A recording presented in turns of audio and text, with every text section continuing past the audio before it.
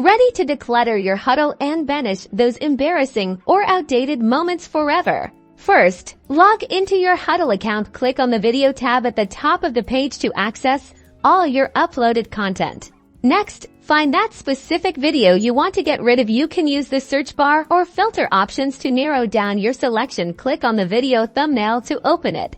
Once the video is open, look for the edit button located usually near the top right corner of the video player. Give that a click.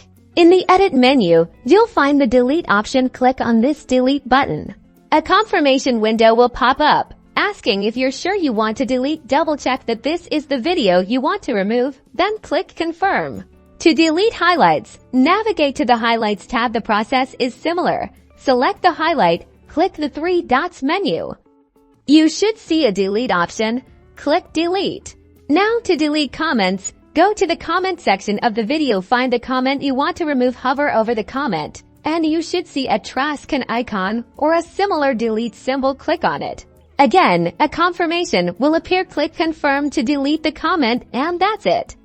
You've successfully completed your data cleanup. Keep your Hudl fresh and relevant. Now go forth and start deleting.